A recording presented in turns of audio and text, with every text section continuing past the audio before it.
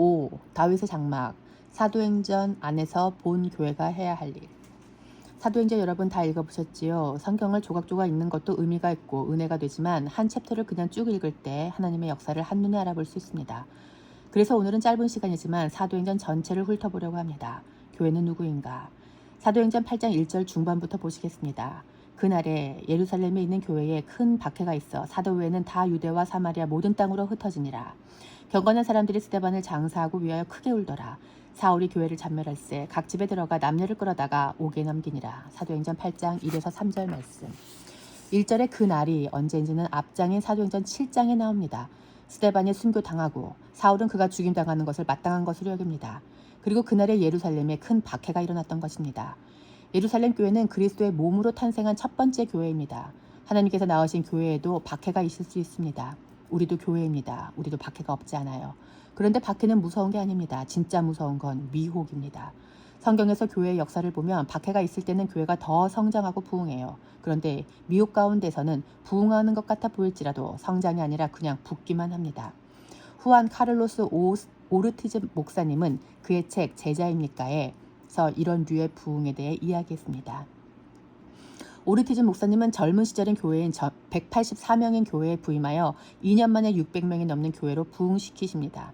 하나님 앞에 너무 기뻐하고 있었는데 하나님께서 말씀하셨답니다. 넌 이것이 부흥인 줄 아니? 이건 그저 살이 찐 거다.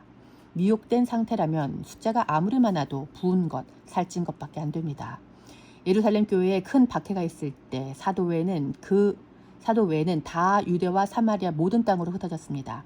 이렇게 흩어지는 것을 디아스포라라고 하고 그 반대로 모아지는 것을 알리아라고 합니다. 하나님의 경륜은 흩어졌다가 모으시는 것입니다. 흩어졌던 사람들이 모아졌을 때는 함께 모여 그분을 찬양합니다. 우리가 이것을 소망합니다. 예루살렘 교회가 흩어졌을 때 이 경건한 사람들이 스데반을 장사하고 크게 울었습니다. 굉장히 슬펐을 것이고 그 다음에는 자기 차례일 수 있다는 생각도 들었겠지요.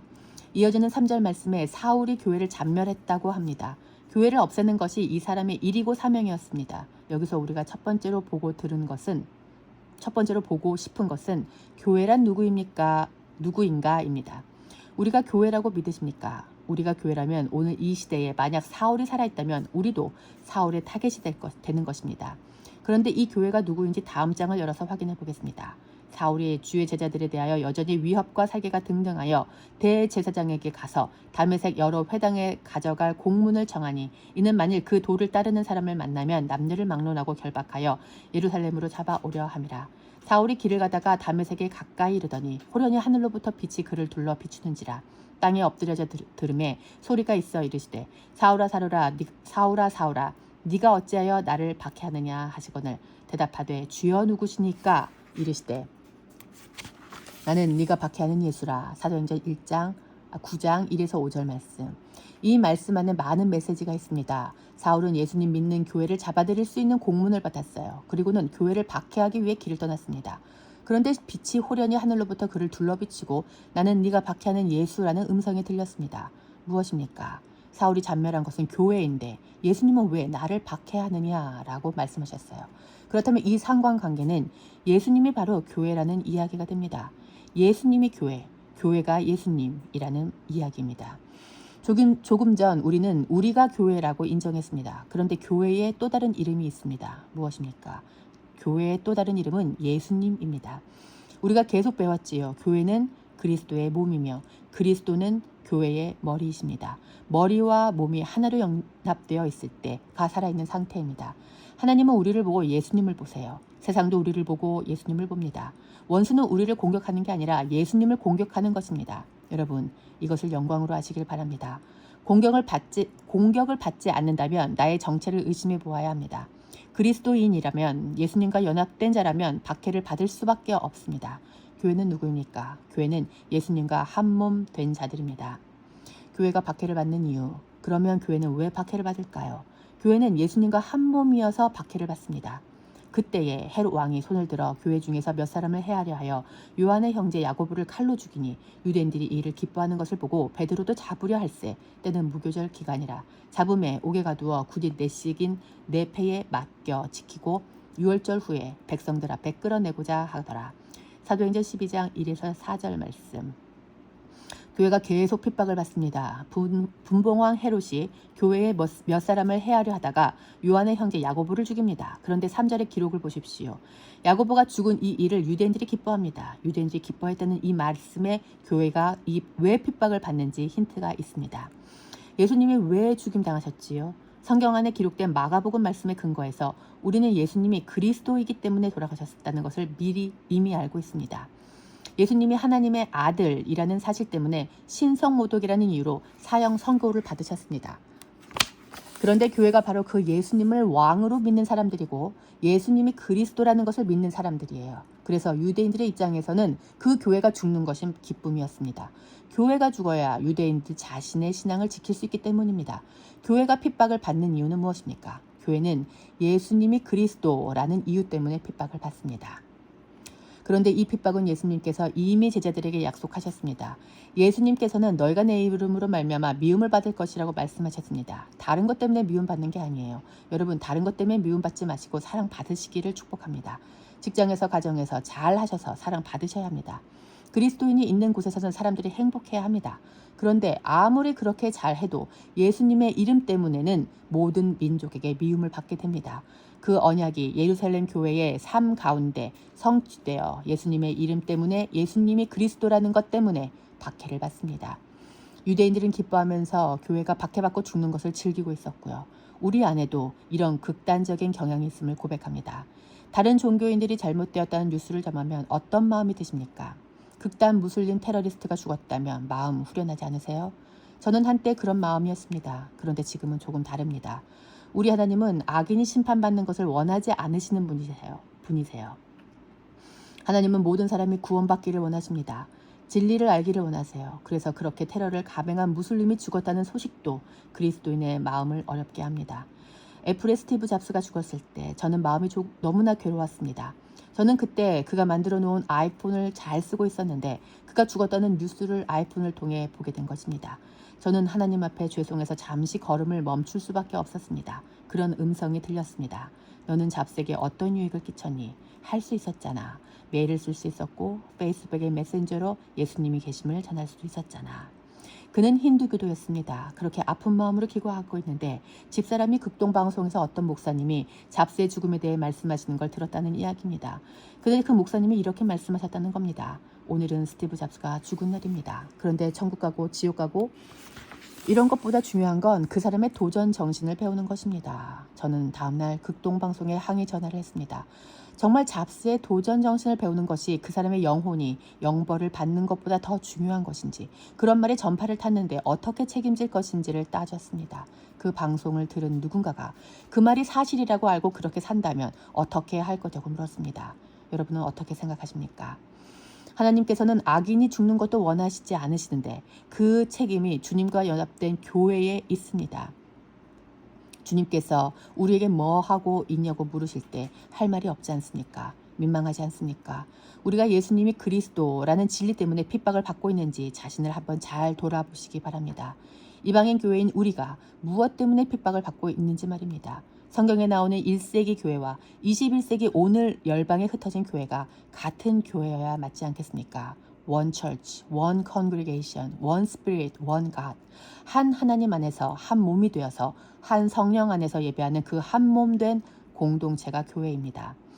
만약 21세기 교회가 1세기 교회에 다르다면 우리가 틀렸을 것입니다. 21세기 교회가 다른 어떤 것 때문에 핍박을 받는다면 그것은 우리가 바로잡아야 합니다. 여러분 기도해 주십시오. 지금 교회가 핍박받고 있는지 점검해서 예수님이 그리스도라는 것 외에 다른 이유로 핍박받고 있다면 1세기 교회의 모습으로 우리를 조정해야 할 것입니다. 또 아무 핍박도 없다면 증거하지 않아서 그런 것이 아닌지 점검하고 예수님이 그리스도라는 것을 증거해야 할 것입니다. 교회가 그렇게 핍박받는 존재라면 평화가 없어 보이지 않습니까? 그런데 성경에 핍박의 역사와 함께 교회가 평안하고 든든히 서가는 내용이 나옵니다.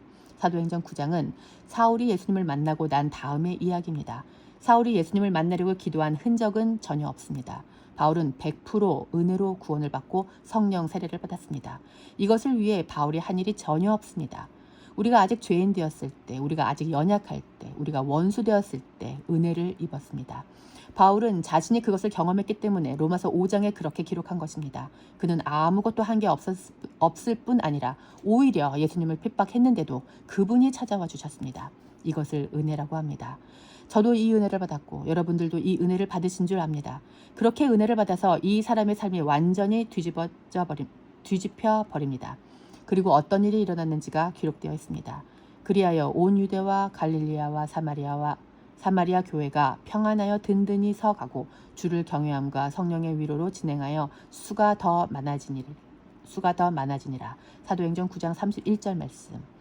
예수님을 핍박하던 그 자가 예수님을 만나서 복음을 전할 때 교회가 평안하고 든든히 서가는 것입니다. 여러분, 교회가 평안하길 원하시죠?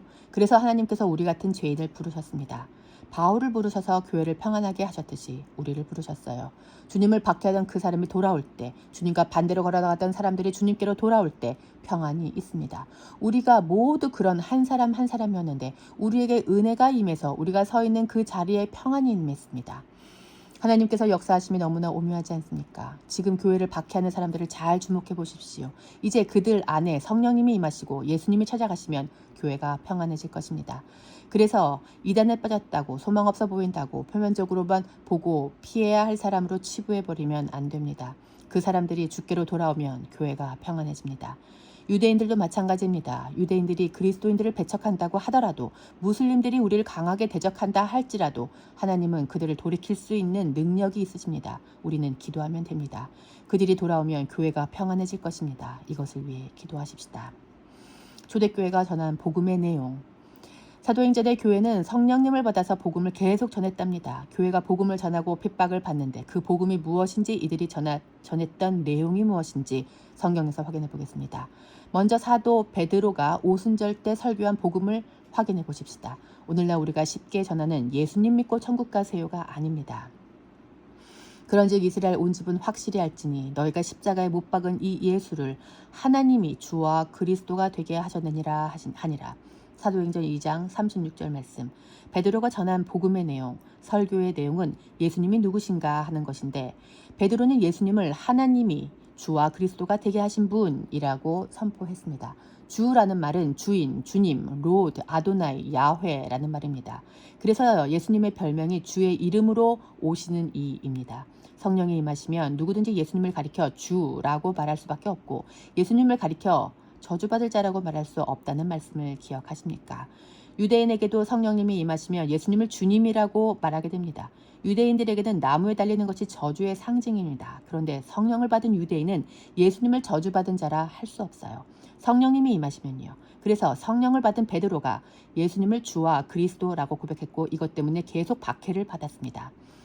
베드로의 고백을 다른 구절에서 확인해 보겠습니다. 베드로와 사도들이 대답하여 이르되 사람보다 하나님께 순종하는 것이 마땅하니라. 너희가 나무에 달아 죽인 예수를 우리 조상의 하나님이 살리시고 이스라엘에게 회개함과 죄사함을 주시려고 그를 오른손으로 높이사 임금과 구주로 삼으셨느니라. 사도행전 5장 29에서 31절 말씀. 베드로는 원래 이렇게 담대한 사람이 아니었잖아요. 한편으로 담대함이 있긴 했지만 다른 한편으로는 정말 겁쟁이였어요. 그런데 베드로가 성령님을 받고 유대인들에게 나무에 달아 죽인 그 예수님을 우리 조상의 하나님이 살리셨다라고 선포합니다. 이것이 얼마나 담대한 이야기인지 조상이라는 말에서 확인할 수 있습니다. 여기서 조상이란 유대인의 조상을 뜻하는 것이며 아담은 하나님의 아들이므로 유대인 족보의 맨 처음은 하나님이 되십니다. 그 하나님이 예수님을 살리셨다는 이야기가 유대인들에게 얼마나 무서운 이야기인지 짐작이 되십니까? 유대인들은 그 하나님께 이쁨을 받으려고 하나님의 아들이라고 증언하신 예수님을 나무에 달아 죽였는데 하나님께서 그를 살리셨다는 말입니다. 예수님의 억울한 누명을 풀어버리셨어요. 예수님이 다시 살아나셨기 때문에 이스라엘은 회개할 수 있게 되었습니다. 회개의 대상이 있어야 회개할 수 있으니 말입니다. 그리고 예수님은 임금과 구주가 되셨습니다. 이 임금과 구주라는 뜻이 그리스도라는 말입니다. 그리스도에는 기름 부음 받은 자라는 뜻이 있지만 이 말을 고유 명사로 사용하면 왕이 됩니다. 예수는 그리스도라는 말은 예수님이 왕이라는 말입니다. 예수님이 왕이라는 이 고백 때문에 교회가 계속 핍박을 받습니다. 사도행전 8장도 한번 열어보십시다. 흩어진 예루살렘 교회에 사람들이 두루 다니며 복음의 말씀을 전파할 때 빌립이 사마리아에서 전파한 말씀입니다. 그 흩어진 사람들이 두루다니며 복음의 말씀을 전할세 빌립이 사마리아 성에 내려가 그리스도를 백성에게 전파하니. 사도행전 8장 4에서 5절 말씀. 빌립이 전한 복음의 말씀이 그리스도입니다. 왕과 왕의 이야기를 전했어요. 이때는 신약 성경에 기록되기 전이므로 빌립은 구약 성경을 가지고 그리스도를 전했습니다. 구약 성경에 기록된 왕의 이야기를 전했어요. 빌립이 전한 왕의 이야기가 35절에 기록되어 있습니다.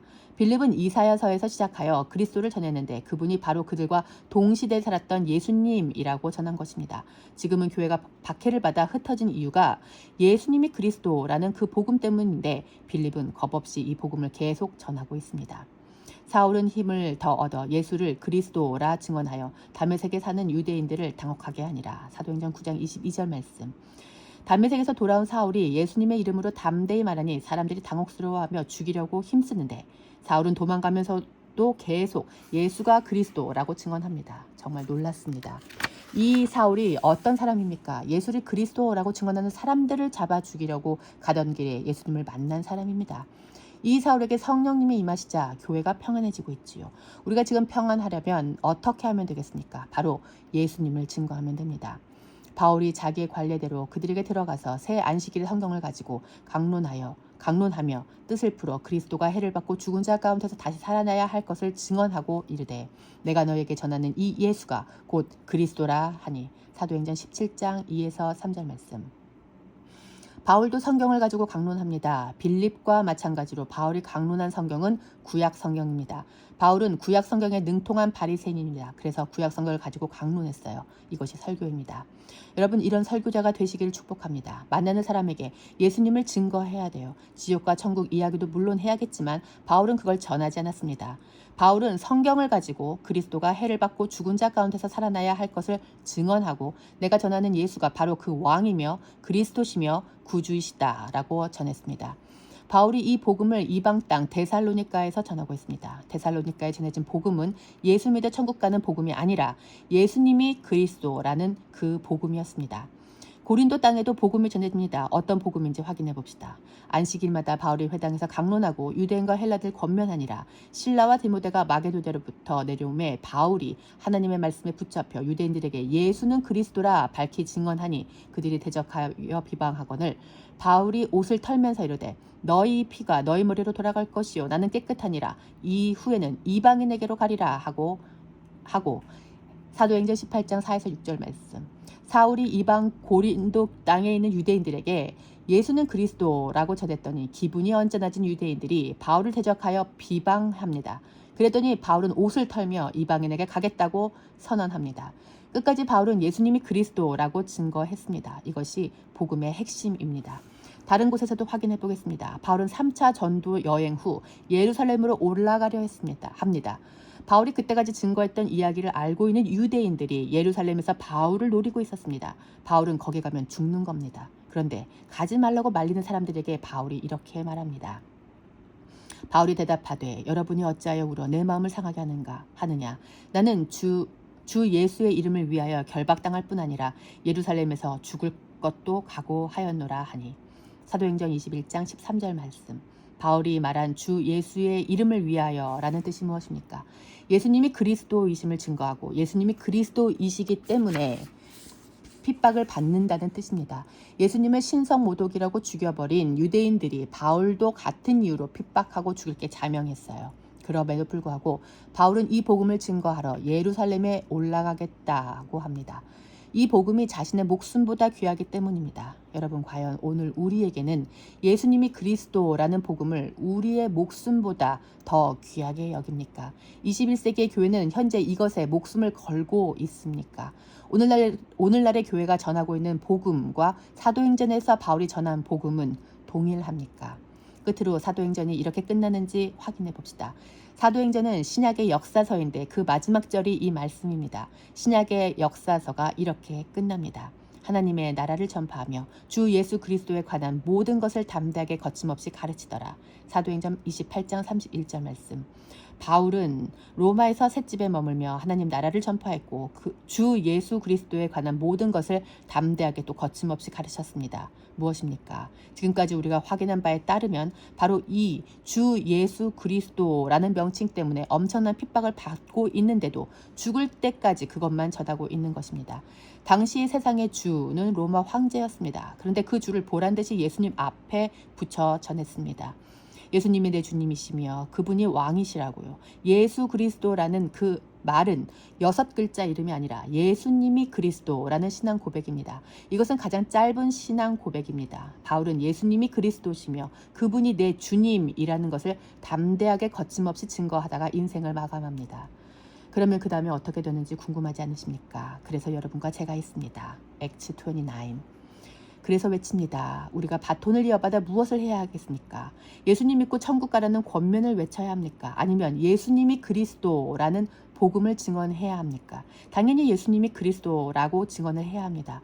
예수님이 그리스도이시기 때문에 교회가 탄생을 했고 이것 때문에 교회가 핍박을 받아 흩어져 열방의 복음이 뿌려졌고 믿음의 선진들이 이것 때문에 그렇게 순교를 당하셨습니다. 이분들이 순교하신 이유를 생각해 보십시오. 예수 천국, 불신 지옥 때문에 죽임 당한 것이 아닙니다. 최초의 순교는 이방인이 아니라 유대인에게 당했습니다. 유대인이 왜 화가 났습니까? 왜 사람을 죽여야 할 정도로 그렇게 기분 나빠했습니까? 바로 유대인들이 믿고 있었던 그 하나님이 예수님이라고 말했기 때문입니다. 예수님과 같은 죄목, 신성모독 말입니다. 오늘날 그리스도인이 순교하는 이유는 무엇입니까? 그때나 지금이나 예수님이 그리스도라는 복음 때문이어야 할 것입니다. 원수는 예수님이 왕이 되는 것을 싫어합니다. 원수는 예수님이 왕으로 다시 오는 것을 원치 않아요. 여러분, 교회들이 이런 순교의 정신으로 복음을 증거할 수 있도록 기도해 주십시오. 그러려면 하나님의 경륜 전체를 알고 있어야 합니다. 구약 성경을 풀어서 예수님이 그리스도라고 말해줄 수 있도록 말입니다. 그런데 안타깝게도 한국교회의 설교 통계에 따르면 설교 본문이 신약은 70%, 구약은 30%라고 합니다. 균형이 깨졌지요. 뭔가 잘못되어 있습니다. 1세기 당시의 교회는 구약 성경을 통해서 예수님을 증거했는데 오늘날 교회 공동체는 구약 성경을 설교하지 않아요. 그런데 어떻게 예수님을 그리스도라고 설명할 수 있겠습니까? 근거가 없는데 말입니다. 누구에게든지 예수님을 증거할 때는 예수님이 구약 성경에 근거한 그리스도라는 것과 구약 성경에 예언하신 메시아, 곧 왕이 오실 거라고 약속하신 그 언약의 선포자임과 동시에 언약의 당사자이시며 성취자라고 증거해야 합니다. 그런데 이것은 지금까지 보셨다시피 피를 부르는 메시지예요. 이것 때문에 역사적으로 그토록 숭고한 증인들의 피가 흘려져야 했습니다. 역사적으로 교회는 이 일을 해왔어요. 선배 증인들은 예수님이 그리스도라고 증언해 오셨습니다. 여러분, 이제 우리 차례입니다. 누가 하시겠습니까? 복음을 전해야 하는 이유. 그러면 우리는 왜 복음을 전해야 할까요? 사도행전 14장으로 거슬러 올라가 보겠습니다. 바울이 루스드라 지방에서 선천적으로 발을 쓰지 못하던 사람을 고치자 동네 사람들이 바나바 사울을 신이라 부르며 경배하려 했습니다. 이 두 사도가 듣고 옷을 찢고 무리 가운데 뛰어들어가 이렇게 소리 지릅니다. 두 사도 바나바와 바울이 듣고 옷을 찢고 그 무리 가운데 뛰어들어가서 소리질러 이르되 여러분이여 어찌하여 이런 일을 하느냐 우리도 여러분과 같은 성정을 가진 사람이라 여러분에게 복음을 전하는 것은 이런 헛된 일을 버리고 천지와 바다와 그 가운데 만물을 지으시고 살아계신 하나님께로 돌아오게 함이라. 사도행전 14장 14에서 15절 말씀. 바울과 바나바는 사람들이 자신들을 경배하려는 사람들을 막기 위해 옷을 찢으며 뛰어들어갔습니다. 오늘 누군가가 나를 경배하면 과연 우리도 이렇게 옷을 찢으며 막습니까? 저는 예전에 목사라고 봉투를 주시는 것을 끝까지 거절하고 기뻐했던 적이 있었어요. 차 안으로 봉투를 던져 넣으면서까지 주시려는 그분께 봉투를 다시 던져서 돌려드리고 기뻐서 운전하며 하나님께 자랑스럽게 저 잘했지요 하는데 하나님께서 너 잘못했다고 하셨어요.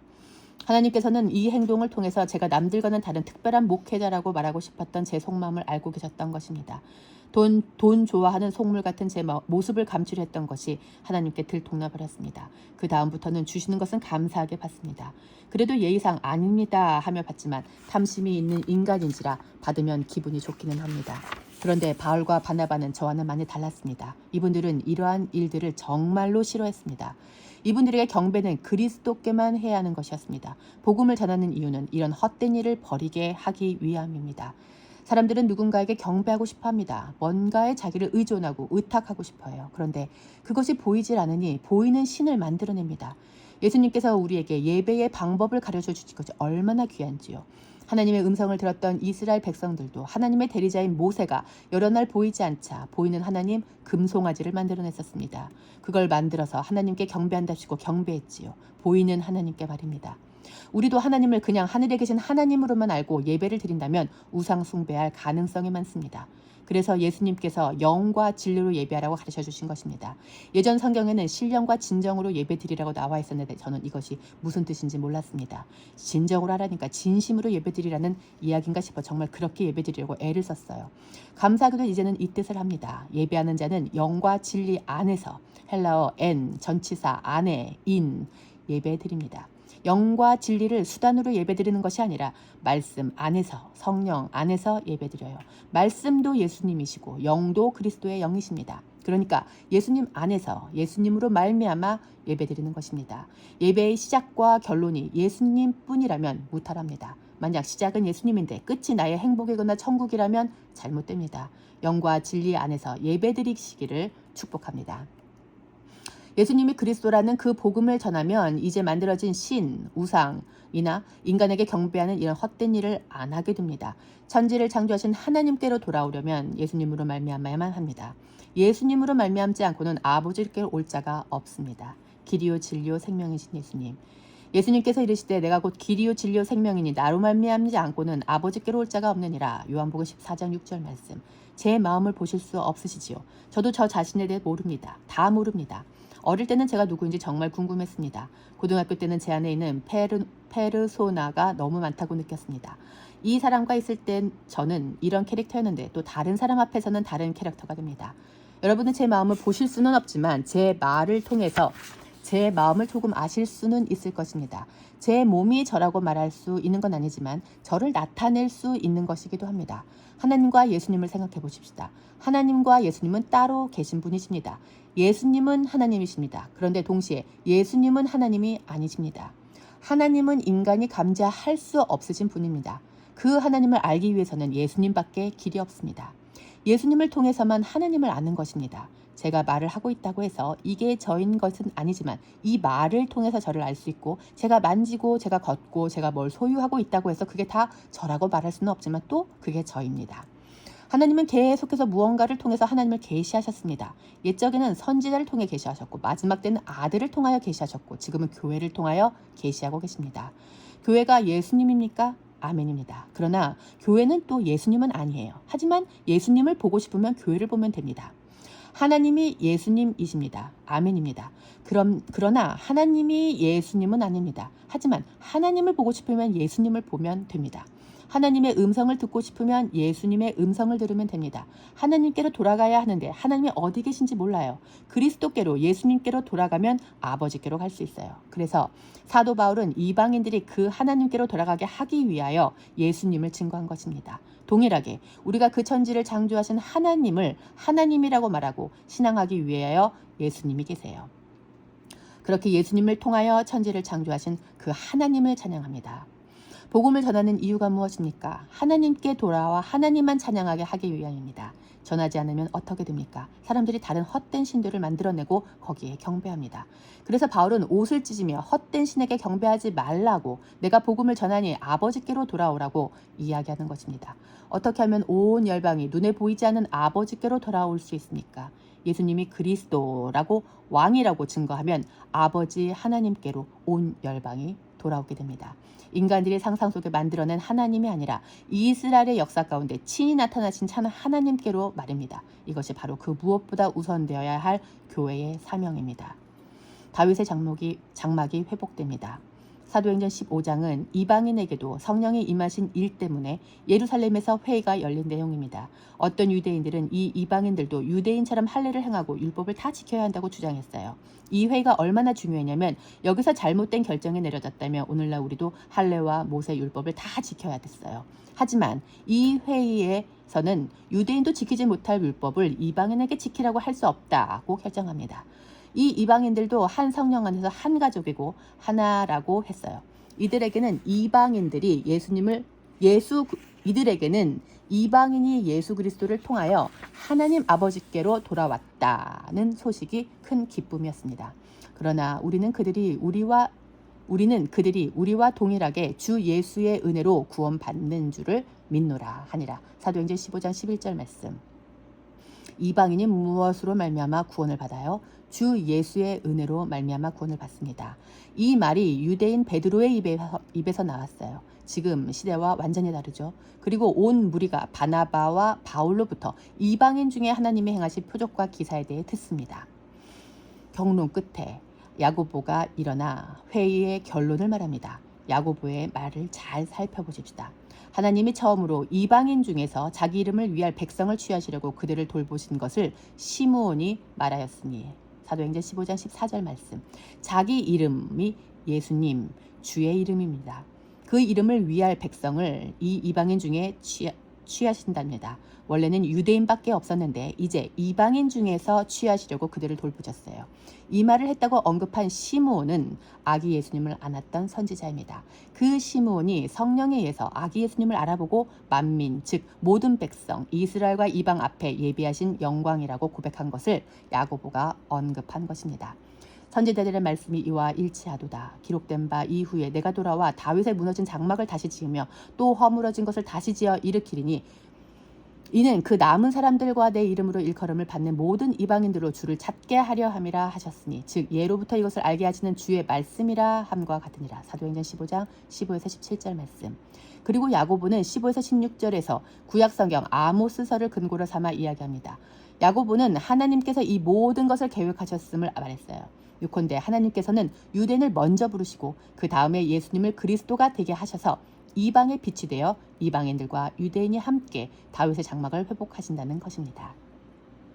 다윗의 장막이 무엇입니까? 다윗의 장막에 주님이 임하시고 다윗에게 너의 나라가 영원할 것이라고 약속하셨습니다. 다윗의 왕권을 회복시킬 것이고 거기에 하나님이 임재하셔서 통치하실 것이며 유대인뿐 아니라 이방인들이 함께 모여서 다윗의 장막이 회복될 것이라고 아모스서에서 말씀하셨고 야고보가 인용하고 있습니다. 이 예언이 지금 우리 눈앞에 펼쳐지고 있는데 왜 이방인들에게 짐을 지우려고 하느냐? 아주 나쁜 것만 아니라면 우리 유대인들이 그냥 받아서 성령 받은 이방인들과 함께 다윗의 장막을 만들어가자고 이야기하는 것입니다. 지금 우리의 예배가 다윗의 장막의 예배가 되기를 축복합니다. 다윗의 장막은 유대인과 이방인이 함께 하나님의 경륜 안에서 그리스도의 예수님을 찬양하는 것입니다. 예수님, 당신이 다윗의 자손으로 오셨지만 다윗의 뿌리 되시는 그리스도십니다. 이것이 2000년 전 예루살렘에서 있었던 회의의 결과입니다. 지금은 그때와 상황이 완전히 달라진 것 같습니다. 그때는 유대인 그리스도인들이 이방인을 받느냐 마느냐, 받으면 어떻게 받느냐를 놓고 회의를 했습니다. 지금은 우리가 유대인을 구원을 받는 건지 못 받는 건지 궁금해합니다. 잘못되었습니다. 우리 이방인은 원래 유대인 그리스도인들이 받아준 사람들입니다. 2000년 전의 예루살렘 회의가 엄청난 회의였던 것입니다. 성경 66권 중에서 이방인들 독자를 타겟으로 쓴 성경이 얼마나 되는지 아십니까? 신약 사도행전 13장 이후부터 빌레몬서까지입니다. 나머지는 다 유대인들을 위한 말씀인데 우리는 지금까지 이런 것들을 너무 등한히 하였습니다. 제가 계속 이스라엘에 대해서 이야기해서 여러분들이 한 주간 살아가실 은혜를 못 받으실 수도 있지만 하나님의 말씀은 은혜 받으라고 주신 게 아니라 하나님을 알라고 주신 것입니다. 하나님 아시기를 축복합니다. 하나님을 알지도 않고 은혜만 받는다면 그 은혜는 누가 주는 은혜라고 해야 합니까? 하나님 더 알게 되시기를 축복하는 마음에서 오늘 사도행전 전체를 다 봤습니다. 말씀 정리하겠습니다. 교회는 누구였습니까? 교회는 예수님과 하나였습니다. 교회는 왜 박해를 받았습니까? 예수님이 그리스도라는 이유 때문이었습니다. 그리고 1세기 교회들은 예수님이 그리스도이심을 계속 증언해 왔습니다. 교회는 언제 평화로워졌습니까? 교회를 박해하던 한 사람이 예수님이 그리스도라는 것을 알았을 때 교회가 든든히 서갔습니다. 여러분의 삶이, 여러분 주변이 평안하게 든든하게 부흥 성장하시길 축복합니다. 어떻게 하면 이렇게 됩니까? 박해하던 자가 예수님을 그리스도로 알아버리면 됩니다. 복음을 전하는 이유가 무엇입니까? 천국 가게 하려고? 복 받게 하려고? 아닙니다. 아버지께로 돌아가게 하기 위함입니다. 더 이상 헛된 예배, 헛된 제사 안 드리고 천지를 지으신 아버지께로 돌아가게 하기 위함입니다. 아버지께로 돌아올 수 있도록 길이요 진리요 생명이신 예수님을 전해야 합니다. 그 복음을 전한 결과는 무엇이었습니까? 그 결과 이제 이방인이나 유대인이 하나가 되어 다윗의 장막 안에서 다윗의 자손으로 오신 예수 그리스도를 찬양하는 것입니다. 나 예수는 교회들을 위하여 내 사자를 보내어 이것들을 너희에게 증언하게 하였노라. 나는 다윗의 뿌리요 자손이니 곧 광명한 새벽별이라 하시더라. 성령과 신부가 말씀하시기를 오라 하시는도다. 듣는 자도 오라 할 것이요 목마른 자도 올 것이요 또 원하는 자는 값없이 생명수를 받으라 하시더라. 요한계시록 22장 16에서 17절 말씀. 여러분, 교회들에게 증언하는 사자들 되시기를 축복합니다. 그 복음을 전해야 합니다. 예수님은 다윗의 뿌리시며 자손입니다. 근거인 뿌리와 결과인 자손이 같을 수 있습니까? 이것이 알파와 오메가라는 뜻입니다. 시작과 동시에 마지막인 분. 이 예수님을 유대인들과 이방인들에게 증거해야 됩니다. 그래야 아버지께로 돌아갈 수 있습니다. 성령과 신부는 하나이며 한 말을 합니다. 하나님의 교회에서 만들어낸 교리처럼 여자 교주 장기자가 신부가 아닙니다. 우리가 그리스도의 신부이며 그리스도가 우리의 신랑이십니다. 그리스도의 영과 그리스도의 신부들은 하나입니다. 성령님이 말씀하시는 것과 신부가 말하는 것은 하나여야 하며 예수님이 말씀하시는 것과 교회가 말하는 것이 같아야 합니다. 1세기 당시의 교회들이 성령님에 의해서 예수가 그리스도라고 말했습니다. 오늘날에도 우리는 이 복음을 전해야 합니다. 목마른 자도 오라, 병든 자도 오라, 원하는 자는 값없이 생명수를 받으라. 우리가 그분과 하나라면 한 복음을 전하여 이방인과 유대인이 함께 모여서 다윗의 장막을 이룰 것입니다. 다윗 되시는 예수님, 자손이며 뿌리신 예수님, 주님만의 왕이십니다. 다윗의 왕권을 회복하십시오. 이스라엘 민족의 다윗 왕이 회복되리라는 기도가 아닙니다. 모든 이방인들과 유대인들이 예수님으로 말미암아 하나님께로 돌아간다는 말입니다. 그래서 다윗의 장막이 회복되어 예배가 회복된다는 뜻입니다. 다윗의 장막의 예배, 유대인과 이방인이 복음 안에서 함께 아버지께로 돌아가게 하기 위해 신부인 교회가 성령에 의해서 예수님이 그리스도이심을 전해야 합니다. 그러면 세상은 헛된 제사를 지내지 않게 될 것입니다. 진정한 예배, 다윗의 장막의 예배가 회복될 것입니다. 아멘.